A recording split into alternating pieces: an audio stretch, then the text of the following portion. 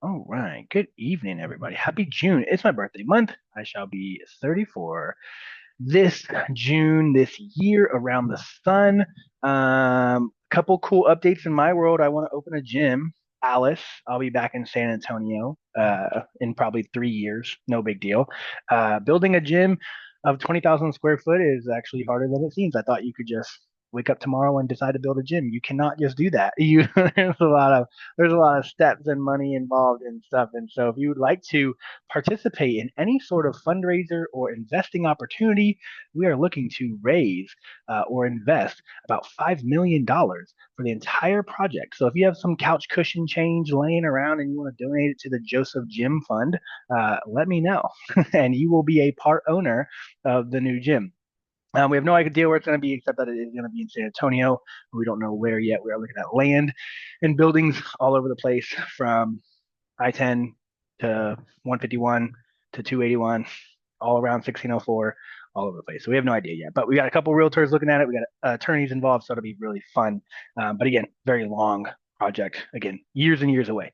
So this call, we're going to kind of dive into all things health, mostly from an environmental and a mindset standpoint. I'm not going to give you like supplemental tips and tricks or micros or macros tips and tricks. We're just going to talk about um, everything we can do within our control. Alrighty. And so hopefully throughout this call, we kind of hit some nails on the head. Hopefully throughout this call, I want everyone to understand that we are our own worst enemy. And so the idea of having a coach is not to get a cookie cutter meal plan and go about your day. It's to lean into your coach and vent and tell us your problems and let us come up with helpful solutions for you, not only so we hit your goal, but so that you are healthy and active for the rest of your life, for however long that may be. And so I think a lot of people do sign up with us ready for the meal plan, and that's great for about 2 days until you have your first craving of a cookie or a brownie, and then the whole meal plan goes to crap. And so we want to know, your coaches, when I say we want to know about those tough moments, those cravings, those when we fell short, and we want to work through those with you. Instead of you just quitting on us and saying it didn't work for me.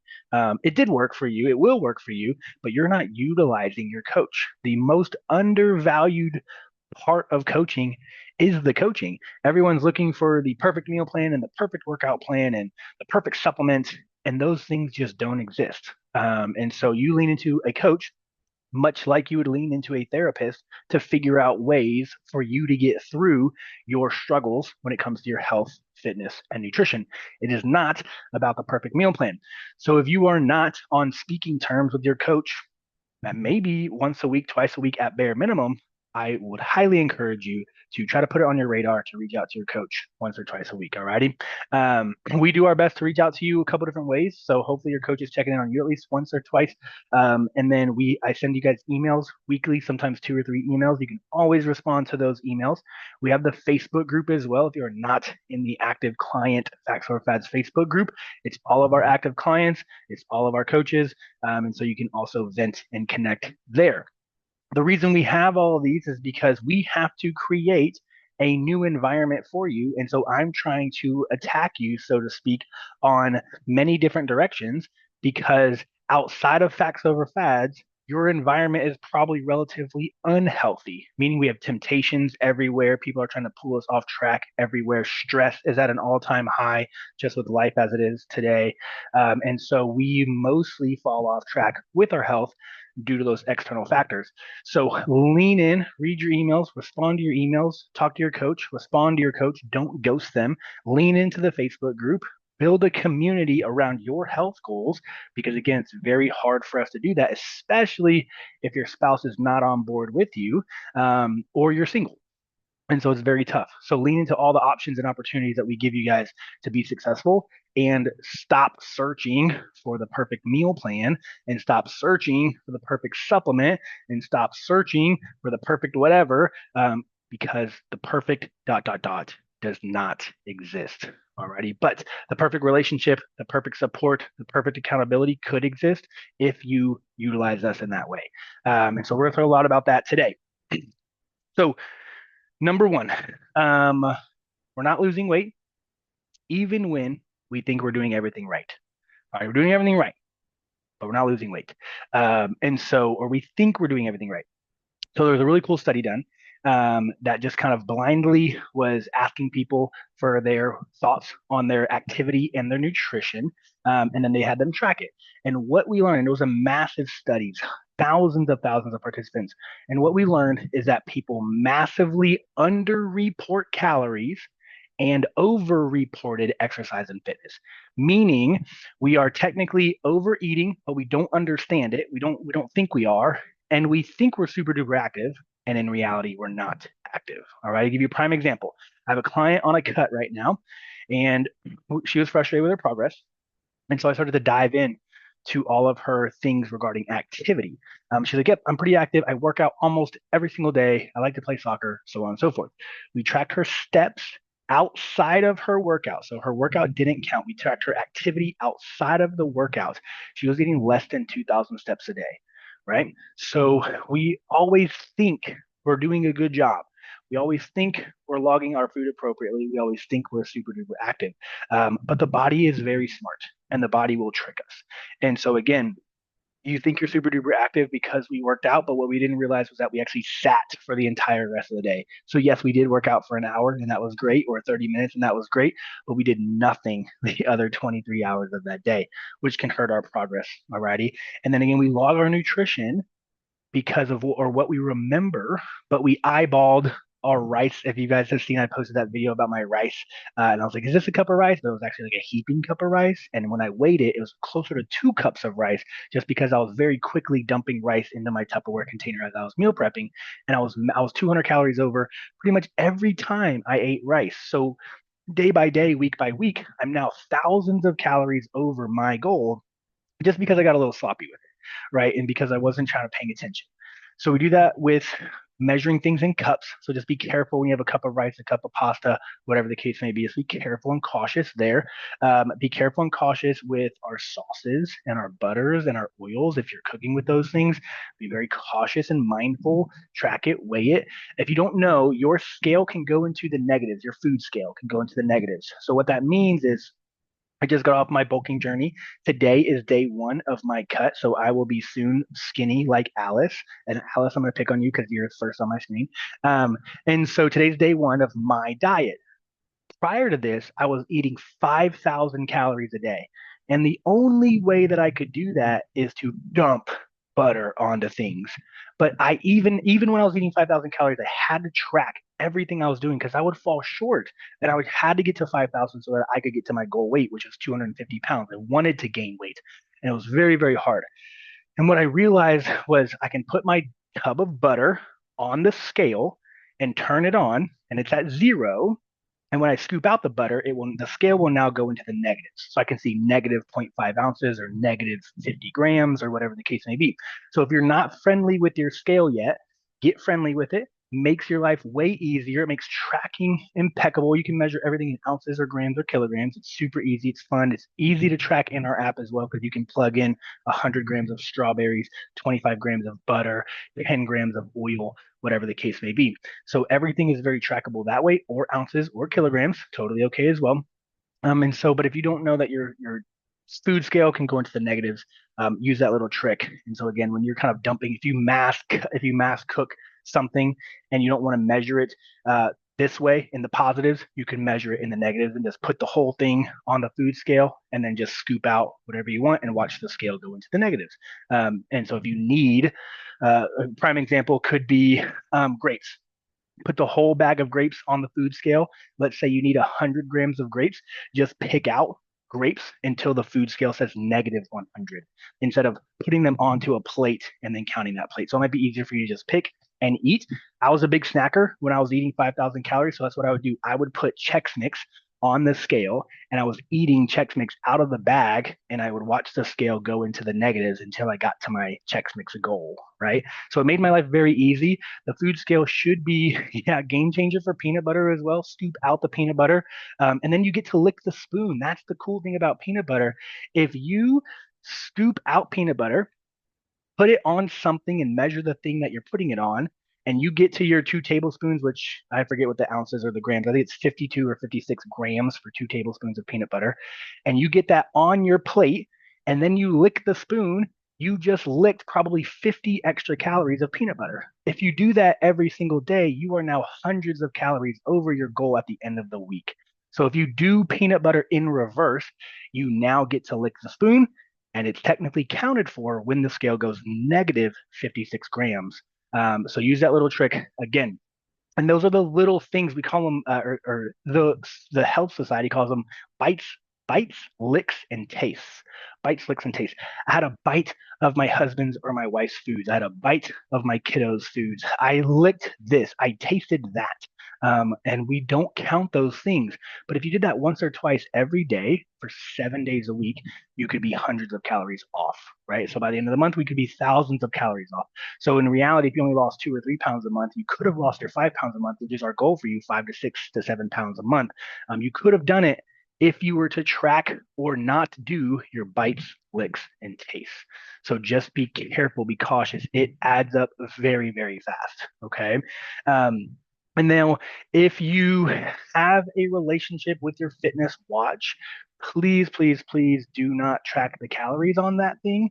The calorie tracker is could be somewhere between 25 and 95% inaccurate from a calorie counting standpoint. Is it great at measuring heart rate? Yes. Is it great at measuring your distance traveled if you're a runner or a stepper? Yes. It is not great at picking how many calories you burn. Alrighty, it's mostly just a formula. You pick strength training and you start it for an hour, and boom, it pops out some random number. It'll be that random number almost every time. If you work out for 45 minutes and choose the same workout every time, no matter if you worked hard or didn't work hard, the calorie count will be very, very similar, which we know is not true. If you work hard, you should be burning more calories than if you don't work hard. And so it's mostly a formula. So when you get frustrated with progress, a lot of times y'all will come to the coach, me in particular, and he'll say, Joseph, my watch is telling me I'm burning 500 calories every single workout. And I'm here to tell you that that's not true. And I will never make an adjustment based off of your watch. All righty. I will make an adjustment based off of your likes, your dislikes, based off of your compliance or non-compliance, and based off of your wants and wishes. But I won't make it based off of a watch because we just know it's just very inaccurate. Exercise is hard to track. It is very, very hard to track from a calorie standpoint. So we say, hey, if you're working out 3 times a week and you want to see more progress, just give me that one extra workout. Do four, do 5 workouts a week. Add in 10,000 steps. Add in a 20-minute walk.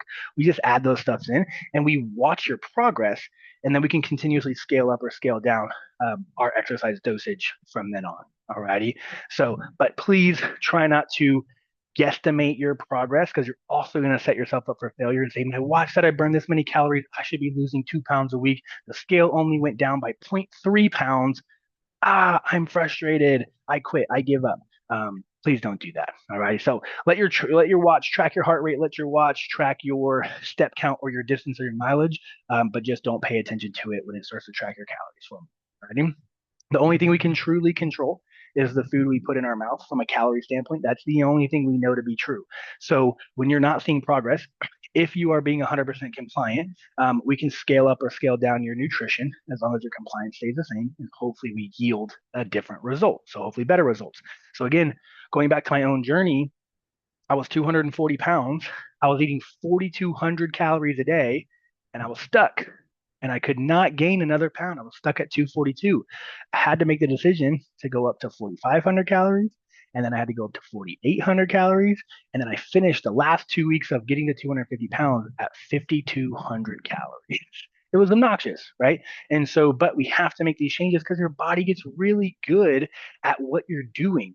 And so, what we don't understand is that when I was eating, I was fidgeting and moving and dancing, and I didn't even notice it until my girlfriend was watching me eat, and she was like, "You just like won't sit still." And all of that movement while I was eating was making me burn calories, which was making my scale progress go down. I wasn't gaining the weight that I wanted to because I was increasing my activity. The opposite is also true. When you eat less food, you will move less. So as we diet, you will move less. You used to be very hyperactive. You used to be able to want to do all these chores and you used to get dressed and do your makeup and your hair every single day. Now you've been in a calorie deficit for X amount of time. and we're not moving as much. We stopped doing our hair and our makeup. We said, screw it, it's not worth it. That's your body literally subconsciously saving calories. All righty. And then the same is true when we eat too many calories, we tend to move a little bit more. So if you've ever seen someone, we call it diet recomposition or body recomposition. That's kind of what we're doing from someone who is in a diet phase for a really long time. We slowly add back in calories. And what we tend to notice is that they also slowly get more active. And this is also a reason why we don't like crash diets. If we do a 1,200 calorie diet, a 1,000 calorie diet, 800 calorie diets, we've kind of seen it all here.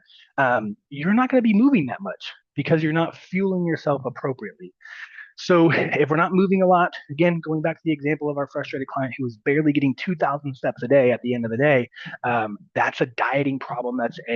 Your body is trying to conserve calories as best as possible, and it's a trackable measure. So it's cool. We can fix it super easily. Hey, Alice, you were getting 2,000 steps a day. Try to get 5,000. We can totally do that. And now Alice, sorry, Alice, to pick on you. You're the only person I see on my screen. But now Alice can see her watch, and she can use that as a goal. She looks down, she's at 3,000. She's like, crap, it's 6:30. I've got 2,000 steps to make up before I go to bed. I've got to go for a walk. And now, boom, progress starts back up again because we are now conscious about how much activity we're doing outside of our workouts, right? So I always try to change. If you have a really great workout schedule, I don't want to change that much at all. I would rather change the things outside of your workout schedule. So adding more steps, so on and so forth. Ready? So if you eat more calories, we'll move a little bit more. But if you're in a diet phase, your body's going to try to compensate some way, somehow. And we have to overcome that with again, I'm going to go for 3 10-minute walks today. I'm going to get an additional 2,000 steps today. I'm going to do 20 extra minutes of cardio when I'm at the gym. Whatever the case may be, we can try to offset that as much as possible. Righty? Um, Now, problem number two we see is our relationship with food and progress. So there's nothing good or bad about food. We live in a world where fear sells, and I totally understand it. And if you don't want to consume something because you just don't want to, then that is totally okay. But to think that 1 gram of sugar is going to kill you is just pretty crazy. We would be dead already. If we were to think that one chemical is going to kill you, pretty crazy. We'd be dead already. So having a better relationship with food and your health journey, I like to use diet sodas or 0 calorie sodas, artificially sweetened beverages as an example. If and because there's doctors, doctors out there that will tell you to drink a full sugar Coca-Cola instead of a diet Coke or a Coke Zero because artificial sweeteners are so bad for you, you should just drink the full sugar 160 calorie soda. If you have a weight loss goal and we can save 160, 320, 480 calories a day because they're drinking one, two, three sodas a day by just switching to Coke Zero, why would we not do that? We have an overweight problem in America and we need to bring your weight down. And we know for 100% facts, if I bring your weight down, every other thing will get better. Your blood pressure will get better, your diabetes will get better, your cholesterol will get better, your chances of getting cancer will get not better. You are less likely to get cancer if you are at a happy medium BMI, a healthy body weight. So, and this doesn't matter the food that comes with it, because if you're losing weight, you're eating too little technically of all of these things. So when we're in a calorie deficit, we're also in a deficit of all of these other nutrients. Alrighty. So having that positive relationship with tools, tips, and tricks from a food standpoint to help you reduce your calories. 0 calorie cooking spray is another great option. Instead of coating your pan with 100, 150 calories of oil, extra virgin olive oil, we could save those calories and we could use a 0 calorie cooking spray. This is not saying that Coke or Diet Coke is healthy. This is not saying that oil or 0 calorie spray is healthy. This is just helping us lose weight, and helping us lose weight is healthy, no matter how we get there. There's a really famous study of a doctor, again, who put himself on a Twinkie diet, not all Twinkies, but a lot of Twinkies, a lot of junk food like that. But he was in a calorie deficit and he lost 22 pounds eating primarily processed sugar. 22 pounds. And every blood marker he had also got better. His cholesterol got better, his blood sugar got better, his blood pressure got better. So we know this to be true. But again, fear sells. So if I can make you scared of food at the grocery store and this chemical and this ingredient, you're probably going to trust me or follow me or like me or pay me better because I have the answer. Anything works as long as you do it. I would rather you do things that are easier, funner, more enjoyable, and less fearsome. That's my goal as a coach. Alrighty. Now, the last thing we need to talk about with relationship with food is just because it is healthy doesn't mean it's going to help us lose weight. Avocado, fantastically healthy. It is a superfood. It's got protein, healthy source of carbs, a very healthy source of fats, tons of vitamins and minerals, and fiber. Avocado is a superfood. If you eat too much avocado or too much guacamole, you will gain weight. It is very, very calorically dense. And our goal in the world is to be a healthy weight. So avocado could be throwing you off track. Extra virgin olive oil, super healthy, healthy source of fats, 100, 200, 300 calories extra a day in olive oil because we use it every time we cook our eggs. We use it every time we cook our ground beef or chicken, whatever the case may be. 100, 200, 300 calories of olive oil every day. We are now not losing weight. So a lot of times you guys will sign up. You'll come talk to us. You say, I eat pretty healthy. I just can't seem to lose weight and I don't know why. Right. And it's because of these healthy foods that we are also over consuming. All right. So just because it's healthy doesn't mean that it's a free food. All right. So we have to track, we have to measure. These things get easier over time. I promise you, if you eat a certain portion of avocado every day for the next 3, 4 months, I promise you, you'll be able to eyeball that avocado pretty closely. So I don't think logging your food or tracking your food is a forever game. You don't have to have that obsession when we have a certain goal in mind or when we're trying to accomplish something on the scale or with our workouts, we can tailor up or tailor down our tracking. But if you have no concept of portions, tracking your calories is a must. Weighing out your food is a must. Alrighty. Um, yeah. And so again, Deidre put in the chat, not following your plan, just making better choices can very much be hindering you still. I love that we're making better choices. Love it. I think you're going to feel better. And I think if you feel better, you're going to move a little bit more. And that movement is also positive. But the scale might get stuck. And when the scale's stuck, you get really, really frustrated. And we want to avoid that frustration by helping you see progress. And the best way to do that is to, again, track our food. But we don't have to do it forever. You will essentially learn because you've done it over and over and over again. But if you are all kind of like this roller coaster ride of I'm on, I'm off, I'm on, I'm off, I'm on, I'm off, I'm compliant, I'm not compliant, I'm compliant, I'm not compliant, we'll never really learn. So just try to give me a good sprint. 3, 4, 5 months. Some people are fast learners. Some people don't ever learn, right? And so just try to give me some time of great compliance, and I promise you these things will get very easily. Using your food scale will get easy. Eyeballing portions will get easier. Making healthier decisions will get easier, so on and so forth. And progress and results will get easier. Um, not to say that it was easy for me to gain weight and get to 250 pounds, but at least I knew what to do. I was never confused. I was never like, oh my gosh, why me? My age, my hormones, my this, my that. I was just like, well, here's what happens. Here's what's going on. I've got to change it. Boom, we pivot, we adjust. Boom, we get to our next goal. Same thing when I'm going through this cutting phase, starting today. I'm a little hungry right now, but I'm not going to be confused if my progress stops and I'm only getting 2,000 steps a day.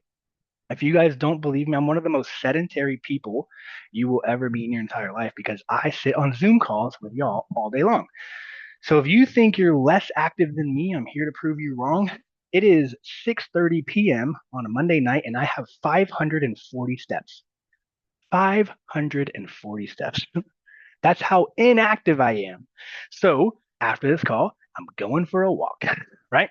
And so even me, and this is why I talk to you all the way I talk to you, because I understand I'm the problem. And I have all the education in the world about this stuff, but I still understand I'm the problem. We can have all the education and information in the world, but if we don't do it and we don't get better at it, we will always be frustrated, right? And we will never see the progress that we want to see. So having that good relationship with food, again, understanding that there's no good or bad. There's just healthy portions and not healthy portions. There's just too many calories and not enough calories. And again, if we can save calories in some of these options, let's do it. And then again, just because it's healthy doesn't mean that it's calorie free and it could be hindering our progress. All right. Now, I'd love for you to never eat fast food again and just eat fruits and vegetables for the rest of your life. That's great, but we've got to figure out a healthy balance because that's not realistic. And so that healthy balance is why we kind of give you one free day a week. Um, if that is too much freedom, have one free meal per week, one off meal per week.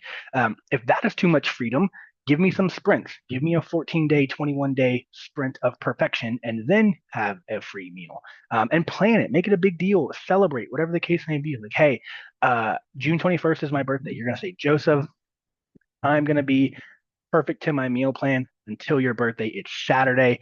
I'm going to go out and I'm going to have a great steak with a glass of wine for your birthday. I would totally be okay with that. Crush the next 3 weeks for me, and give yourself that window of opportunity at the end of the 3 weeks. So there's a couple different ways that you can, again, attack your meal plan and attack that compliance.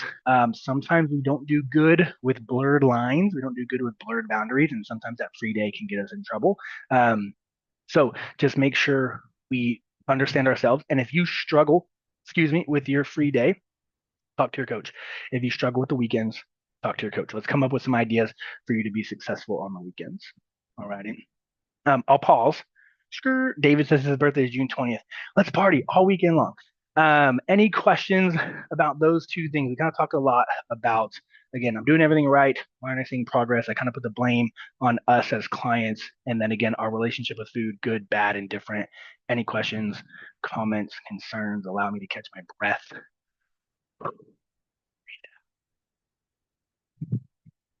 because we got more topics, four more to be precise. All right, moving on. So the next one is protein. Um, Here's the thing about protein. I don't think that we have a protein deficiency in I don't think that anyone is protein deficient, and primarily because we can take non-essential amino acids and convert them and build proteins ourselves by just having the best proportions of whole grains, fruits, vegetables. They all have some sort of amino acids in them, and we can create proteins from those things. But I would say more protein is going to help you build more muscle. You're okay, Alice. Alice has got a birthday in June as well. Love it. June 29th. We're all partying. So protein is going to help us build more muscle, and we do have a lack of muscle problem in the world, right? And so we cannot build muscle without more protein and resistance training. I also think that protein is going to help us feel really full, and it's going to help minimize those cravings and those shortcomings when we just have these hunger pains. I think protein, chicken breast is very filling. And so keep that in the back of your mind when you're hungry, sometimes our hunger lies to us. And so I always say, hey, if you're hungry, go eat more chicken. And if you don't want chicken, you're not hungry, you're just bored, all right? Or it's an emotional roller coaster. Because if you're truly hungry, you would eat whatever someone put in front of you, right? And so if it's chicken, it's chicken. If it's a salad, it's salad. But if those things don't sound good, probably not very hungry, right? So you'll be okay. Hang in there. And now, how can we get in more protein and not increase our calories very much? So we have your protein list and files in your app. So lean and fatty proteins, but even our fatty proteins that we consider fatty at Facts Over Fads are not considered fatty to the rest of the world, considered lean. So realistically, if you talk to like a human outside of Facts Over Fads, we have like lean proteins and then extra lean proteins. That's kind of like how the West portray our files and resources that we've given you. So like a fatty protein would be like a ribeye steak. We're not doing that. We're gonna do sirloins. We're gonna do New York strips. Those are in your files. Lean proteins are our chickens and our shrimps and so on and so forth are lean, mostly white proteins. The darker proteins and the red meats have a little bit more fats in them. So just be cautious of those. And then we have a ton of high protein snacks. So whether that is like a lean cottage cheese, and I say lean because I didn't know this, but you have like 1% cottage cheese, 2% cottage cheese, 4% cottage cheese. You have all types. So the leaner the better because it would mean less fat content, which would mean more protein content and less calories. So keep that in the back of your mind. We have Greek yogurts. There are tons of brands of Greek yogurts that have 12, 15, 20 grams of protein for like a little cup with 80 calories, 100 calories. Not a big deal at all. So adding those things in to help you get more protein, I think everyone should shoot for at least 1 gram of protein per pound. plus or minus 10 grams. So if you're 10 grams short or 10 grams over, it's totally okay. Now, if we're balancing out all of our macros, so we got a healthy calorie count, we got a healthy carb count, a healthy fat count, we can get by with a little bit less protein. Because again, when we build your meal plans, even if you're 30% protein, so like some of our people, if you have an A in your meal plan, it probably means it's 30% protein. Um, so let's say we're on like 1,500 calories, 30%. I don't know what the math is on that. I give up. It's like 120 grams of protein, let's just say. But let's say you're 150 pounds and we're 30 grams short. We're controlling your calories and we're controlling the other macros as well. So we're going to be okay. So the 1 gram of protein per pound is great for those of you and days where we don't follow our whole meal plan. So if you fall off track, I would say at least get 1 gram of protein per pound on your bad days. If that's the only thing you can do, I would say you did pretty good. Right. So if you go to Whataburger and you're like, man, I ruined that day, but I'm also 50 grams short on my protein. I need to figure out how I'm going to increase my day by 50 grams of protein. So let protein, that 1 gram of protein, be your marker for your bad days. If you're having a good day, follow your plan as is. Pretty spectacular. Be okay there too. Okay. So protein, again, is very under eaten, but we're not malnourished from a protein standpoint because, again, your body will figure it out. Now, the more muscle we build, the more protein we need. The older we get, the more protein we need. So when we see really big people with a bunch of muscle on them, we're giving them 1.2, 1.4, 1.6 grams of protein per pound. When we see older people, 60, 70, 80 years old, we can go up to 1.2, 1.4, 1.6 grams of protein per pound. The reason we can do that, or why we need to do that, is because as we age, our body gets worse at protein turnover. What that means is our body gets worse at the ability to take food protein and convert it into muscle protein or building blocks for whatever our body needs to repair. Protein does a lot of repairing in our body. So your systems get worse. It's kind of like an older car. Same concept. It's blowing through oil, it's blowing through gas, it's blowing through spark plugs. Things, systems start to slow down and get worse. And so the way that we do that is by increasing the protein that you consume each and every day.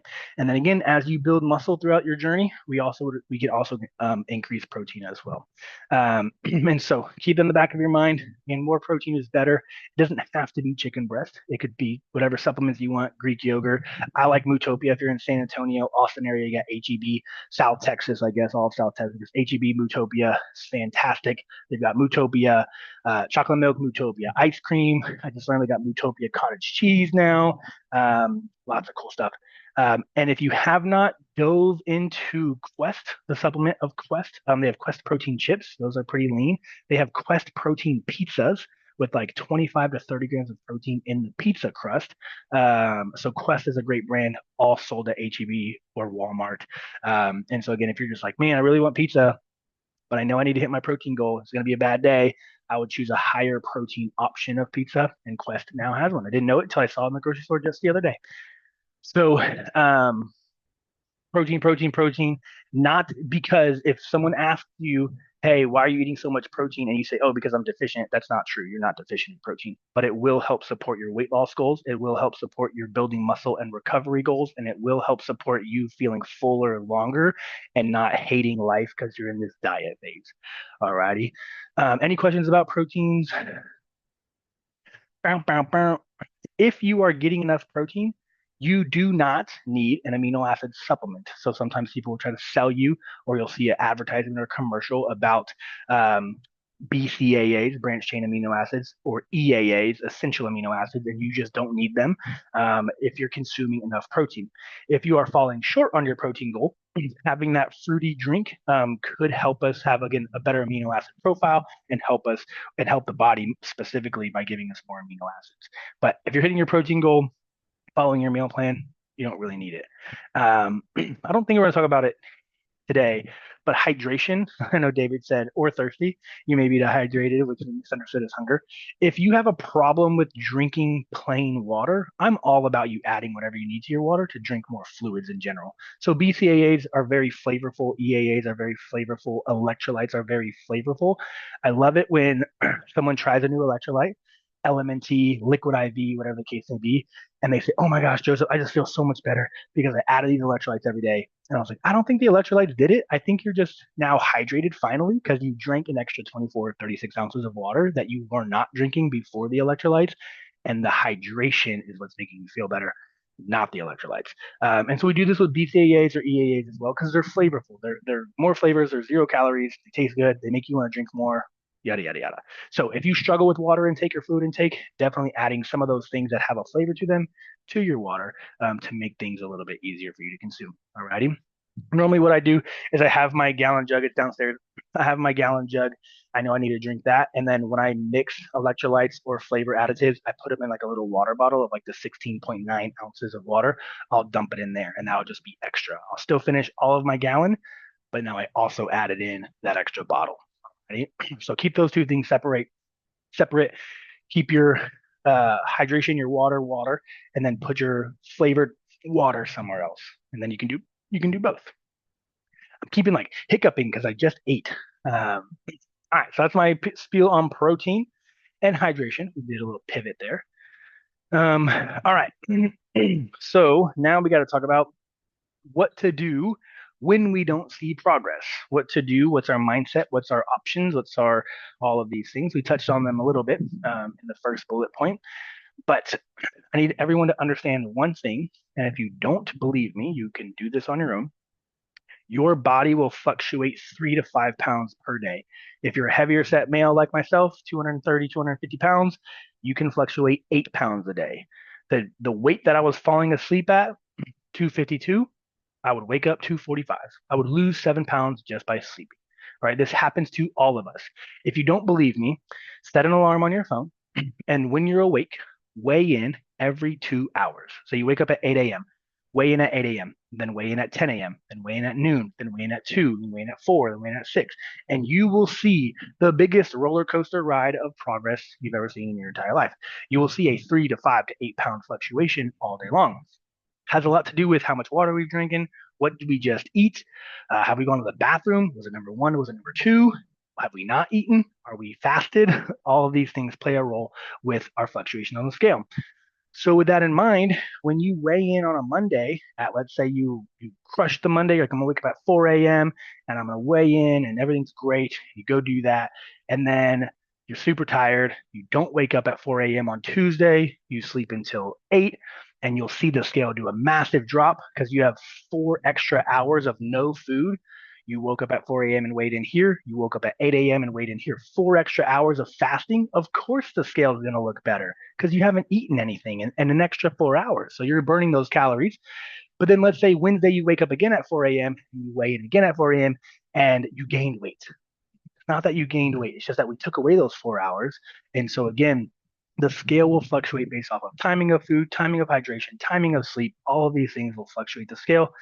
It's nothing to get discouraged about. It's nothing to stress about. You're not going to lose weight every single day. You're not even going to lose weight every single week. There's going to be weeks and days where we don't see progress. So, a couple cool things that I like to do. One, you can either weigh in every single day at the same time, 9 a.m. every day. I know I can do that whether I wake up for my 4 a.m. workout or I don't wake up. I know I'll be awake by 9 a.m. I'm going to weigh in every day, 9 a.m., no matter what. When you do that, you're going to add up all of your weigh-ins and divide it by the amount of weigh-ins you have. So if you did that, if you weighed in 5 times a week, add up all five, divide by five. Take your weekly average and compare it to next week's average and compare it to next week's average. Don't compare Monday to Monday because you could have a bad Sunday and spike 3 pounds in one day, which is a false spike. It's water retention, it's bloating, it's inflammation, whatever the case may be. And you get frustrated with us because the scale's not going in the right direction, but it was just because you had one bad meal on a Sunday. It wasn't true. It wasn't fat gain. And so we're not really looking for, if you want to lose weight, there's tons of things we can do. We can dehydrate you. We can make you fasted. We can starve you. We can cut off your leg. We can do all types of things to make the scale go down, right? I don't really care about the scale. I care about your fat mass. I care about your muscle mass.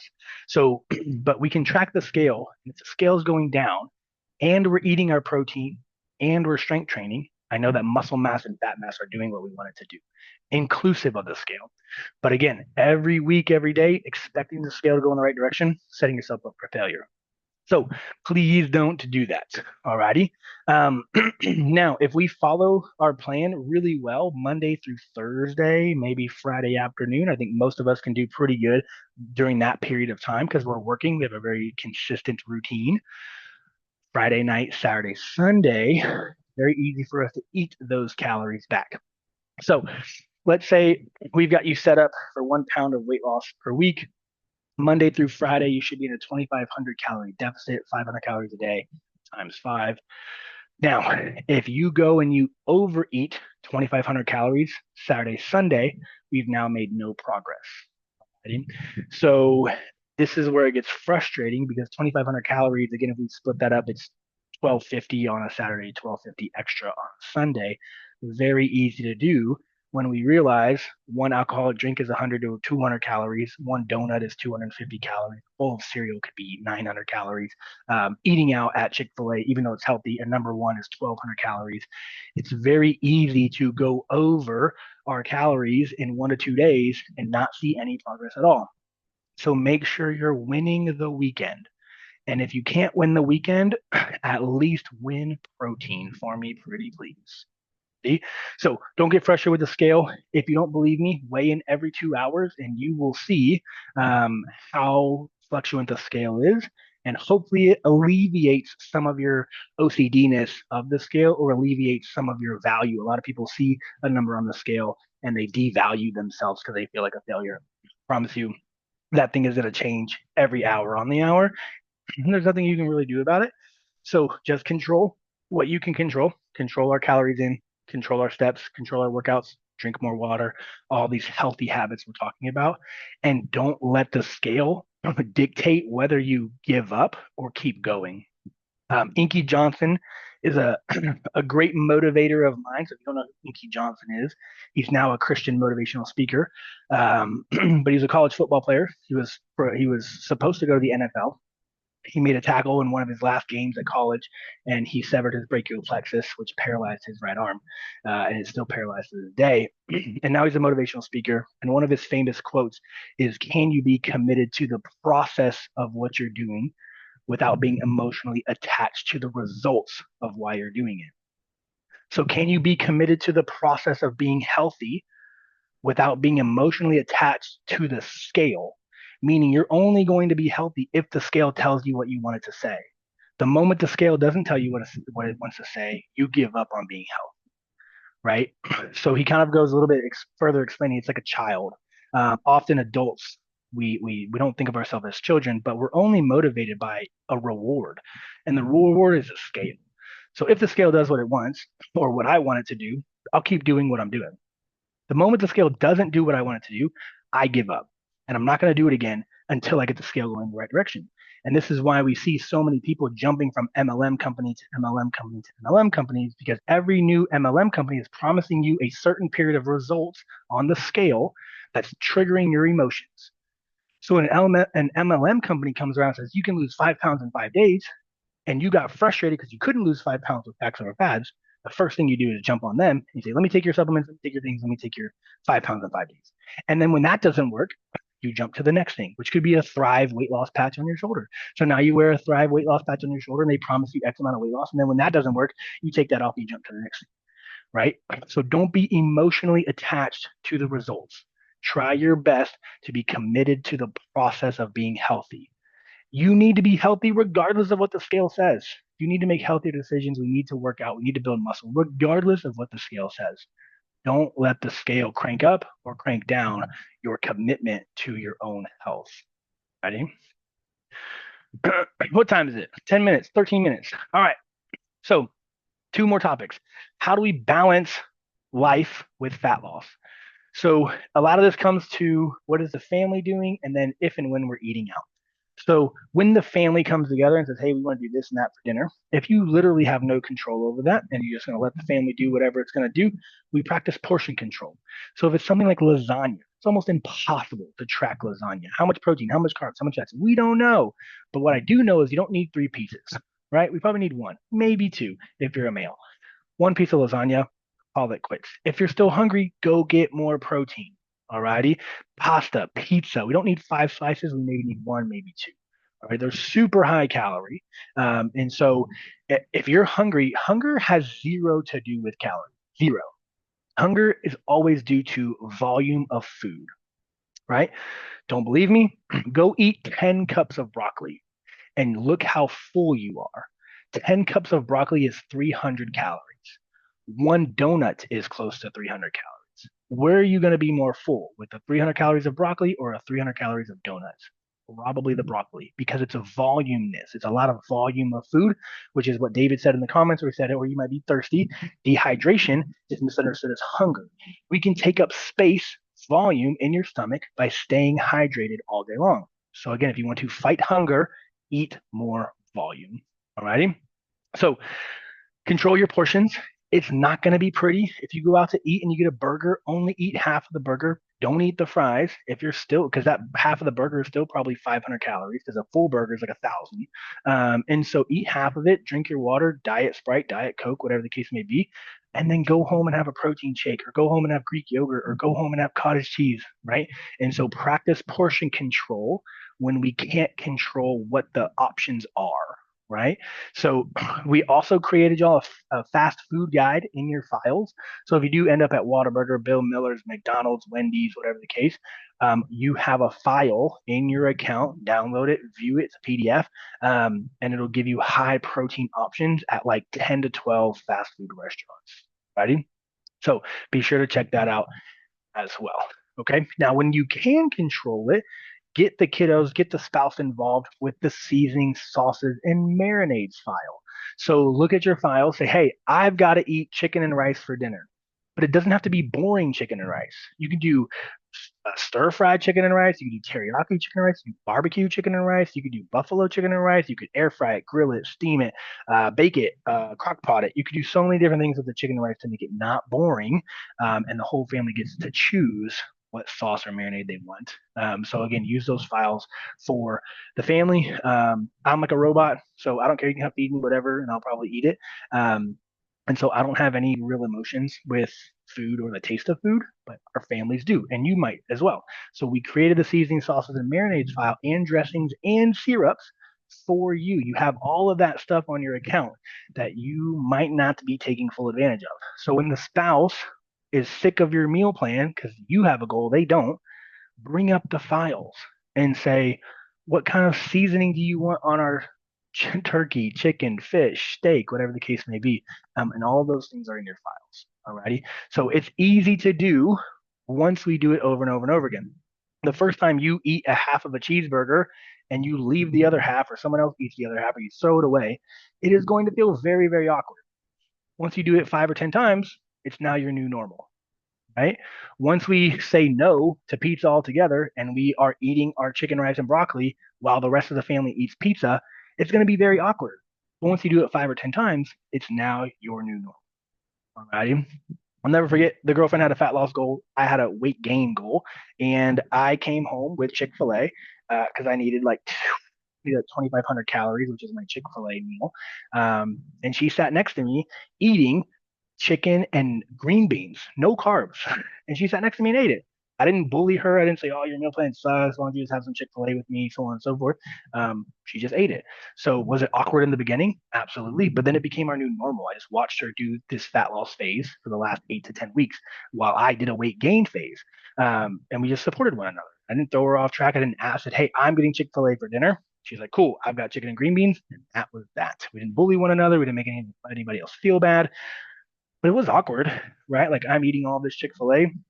She's stuffing herself with with green beans. Very awkward. Week 4, 5, 6, 7, it's just the new normal. It's just it is what it is. Um, and so try not to get too emotionally attached to, well, the family's eating it, so I have to eat it. That's not true. You don't have to eat anything. When I was a kid, I used to get sent to bed hungry all the time because I didn't want what my parents were cooking for dinner, so they just send me to bed. Cool, you don't want to eat, go to go to bed. So I think that's probably where my less stress around the table comes from. That's because again, even from a young age, I was like, cool, you don't want to eat, awesome, go to bed. That was awkward because I felt like I was in trouble. And so, but just keep in mind that you're in control. There's easy ways to go about it. Again, I think the easy way would be portion control. So if the whole family has pizza, just don't eat three, four, five slices. Just have one or two. Go get some extra protein after that. And then the tougher route is to say no to pizza and have your designated meal plan instead, and just let the family do what they do. Don't bully them. Hopefully, they don't bully you. We can live, what's this word called? In sync with one another, even with two different goals in mind. Alrighty. Now, the last thing is kind of going back to our progress, but we've got to try to figure out how we don't get too caught up in this motivation thing, because motivation is, you think your ebbs and flows of weight loss is a roller coaster ride. Motivation is an even bigger roller coaster ride. So if we are only disciplined and only healthy when we're motivated, give up, quit, and cancel when we're not motivated, we will never see progress, right? And so buddy of mine, Tyler Wagner, has a nutrition company. He has a shirt that says "Quit quitting." We have to quit quitting. We have to stop giving up. And oftentimes we let our health go by the wayside because of this motivation factor. We say, "Well, I'm just not motivated. I'm just not in it. I'll come back when I'm ready. It's just I'm too busy. Life is too chaotic. I just can't do anything." And we quit. And then we gain the weight back. Then we come back and 6, 12 months, we try it again, then we give up, then we try it again, we give up. And it's just a rough process. So quit quitting. And it says build discipline, but I'm not even really worried about discipline, so to speak, but I am worried about some consistency. What does that consistency look like for us? I think everyone's consistency looks different. I think everyone's compliance looks different. I have no problem being a robot when it comes to food. Most people cannot function that way. So for me to think that I can coach my clients to be a robot like me is not true. And so what does that consistency look like? What does that compliance look like for you? So remember to set yourself up with some goals, with some boundaries, saying, hey, I'm going to do my best to be perfect Monday through Thursday. And then I'm going to figure out how to hit my protein Friday, Saturday, Sunday, because weekends are tough for me. Weekends are tough for my family. We're all over the place. We've got family and relatives all over the place. Work is all over the place. It's summer break, whatever the case may be. It's very hard for me to have a calm weekend. Awesome. Can we still hit our protein? Can we still exercise on those days? Can we still track our steps on those days? Can we still get all of our water in on those days? Who cares about your meal plan? I don't care if you follow your meal plan or not. I care if you feel good. I care if you make healthy decisions. And I care if you feel confident in your approach at the moment. Sometimes our approach in the moment in this season of life is going to be very different in the next 3, 6, or 12 months, right? So we don't know what's going to happen. So all we can do is control right now, control this day, this week. And whatever that looks like, this is why like everyone's like, start strong on Monday, start strong on Monday, reset on Sunday, so on and so forth. That's a great time for you to look at the next 5 to 7 days and look at your calendar and think through, okay, last week, here's what happened on Monday. Joseph had 48,000 meetings and he's got 541 steps. Next Monday, how do I fix this before 6 o'clock, before 7 o'clock? Alrighty. So you have to be proactive and solutions oriented. And again, I don't think it's about discipline. I think it's just about compliance and consistency. And that consistency looks different than everyone. Discipline is kind of a scary word. I think a lot of us are like, that sounds boring. That sounds hard. So don't think of it like that. Just think about consistent. Can I consistently drink the water that I need to drink? Can I consistently exercise? Can I consistently hit my protein goal? Can I consistently portion control when I don't have control over the food given to me? If I go to a pizza party, I have two options. Don't eat at all or portion control. Don't eating at all is very hard. It's very awkward. So I hope you portion control. All right. If you're a robot, you might be able to not eat at all. Okay. But most of us are not. Um, Birthday parties, celebrations, there's cake around, there's cookies around. What are we going to do? Not eat it at all? Maybe. Or just portion control. Have one cookie. Don't have five. Right. And so what does that look like? And again, this is all about trying to establish our relationship with food, trying to establish a healthy mindset, trying to establish a marathon mindset instead of a little short sprint until I lose 10 pounds and I'm going to quit, or until something hard pops up and I'm going to quit. Mile 2021 of a marathon, pretty difficult. I bet a lot of people want to quit, but they don't. They just walk, catch their breath, and then maybe they start jogging again, but they don't quit. So keep that in the back of your mind. So quick recap. I'm right on time. I do really good at this. I don't know how I'm so good at staying on time with no no agenda. But number one, when we're not losing weight, even though we think we're doing everything right. So remember, just count your bite, licks, and tastes. Don't trust your watch. That thing is largely inaccurate. And utilize your scale in the negative. All right. So pull out your peanut butter, set it on the scale, turn it on. It's zeroed out already. Scoop out your 56 grams. I think it is. Don't quote me on that. And then again, you get to lick the peanut butter off the spoon instead of going the other way. If you dump it out on a plate and you get 56 grams on that plate, and then you lick your spoon, you just consumed 50, 60, 70 extra calories because you didn't account for it on the scale. That stuff adds up fast. Alrighty. Helping our relationship with food. There's no good or bad. There's no healthy or not healthy. There's good portions. There's portions and foods that will help us get to our goal better, easier, faster. And then there's foods and portions that don't help us get to our goals easier, better, faster. So just keep that in mind. If you're drinking a lot of liquid calories, what's the lower calorie version of that? If you are cooking with a lot of oils and butters, what's the lower calorie version of that? If you are cooking with a lot of sauces and marinades, or high calorie, what is the lower calorie version of that? That file is in your account. Alrighty. Number three was the protein conversation. How do we get in more protein? Protein shakes, protein cookies, lean proteins, Greek yogurts, cottage cheese, high protein milks, um, whatever we got to do to get in more protein and make your life a little bit less miserable. Remember, as you build muscle and want to get stronger, we probably need more protein. As we age, we need more protein. Alrighty. We are not protein deficient. We just will function better and see better progress if we do have more protein on board. Alrighty. Number four, when the scale doesn't move, go weigh yourself every 2 hours. Pick Saturday or Sunday whenever you're going to be home, not doing much. Weigh yourself every 2 hours and write it down and look at your fluctuations. Alrighty. So don't let the fluctuations discourage you. You have a couple options. Weigh in every day at the same time and then take your weekly averages. Because remember, 4 a.m. weigh in and an 8 or 9 a.m. weigh in is not the same. So make it consistent at whatever time every single day and then take the average. We could jump off the scale altogether. We could also do that and just say, hey, I'm going to do my best to drive forward and not be driven by results. Can we be committed to the process of what we're doing? Can we be committed to the process of health without being emotionally attached to the results of why we're trying to be healthy? You're trying to be healthy to lose weight. I would love to cut that last portion off. I'm trying to be healthy. Just leave it there. I don't care if you lose weight or not. I just want you to be healthier, right? So just know that making better decisions, portion control, eating better calories, eating more protein, moving more, building muscle will help you live a much longer, happier, active life than not. So only good stuff happens if you try to be healthy, regardless of the scale, right? If the scale gets involved, awesome, even better. All right. Number five, trying to balance life with fat loss. Portion control. We don't need 5 pieces of pizza. We can do fine with one and then go get some high protein somewhere else. Pizza and Greek yogurt, pizza and cottage cheese, whatever the case may be. How do we go get more protein after we portion control? We could say no and just have your meal plan while everyone else has pizza or everyone else orders fast food or whatever the case may be.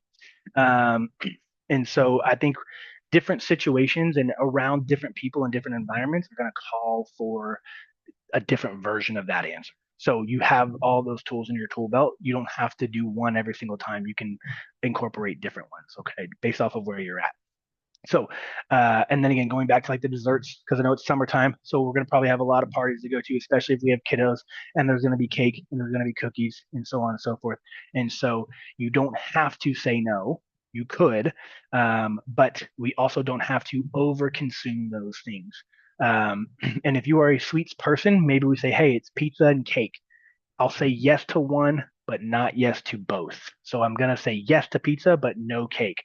I'm going to say no to pizza, but yes to cake. So you get to kind of pick your poison and set yourself up for success that way. And then remember, if you're still hungry, go get some protein, whether it's after the party, during the party, whatever the case may be. And then last but not least is chasing that motivation. Um, let's try not to. Let's try not to, again, be emotionally attached to the results. Let's just try to be consistent and compliant. Yeah, lots of graduations, Alice, this summer, especially like right now. So what does that consistency look like from, again, all of these bullet points of our health? So from an activity standpoint or a workout standpoint, from a protein standpoint, from a hydration standpoint, sleep schedule could also be hugely beneficial for us. If you have a 3 to 4 hour fluctuation of bedtimes and wake up times, you're not going to feel very good. David's on here. He's got a newborn. He's probably the exception. Everybody else, get your sleep schedule under control. Your body loves routine. It loves routine more than anything else. It loves routine from a hormonal standpoint, from a hunger cue standpoint. Everyone complains about being hungry. It's probably because you were short on sleep or over on sleep. The days you get the right amount of sleep and you're consistent with your sleep, your hunger goes down. It's a proven fact over and over and over again. Cortisol hates a terrible sleep routine. If you have a terrible sleep routine, your cortisol will be sky high. If you're not sleeping good, we can also help you with that. So let us know, hey, I'm not sleeping very good. I'm tossing and turning. I'm waking up in the middle of the night. I can't fall asleep, whatever the case may be. We can help you with that. So again, the whole purpose of this conversation is for us to lean into our coaches, build a relationship with our coach. Don't just look for your meal plan and then bounce and expect to be healthy and expect it to work. It's never going to work because life isn't perfect. You can't follow your meal plan every single day. And when you fall short, your coaches should be there to help you, but we can't if you either cancel on us or you don't communicate on us at all and you just disappear. So let us help you. Questions. All done.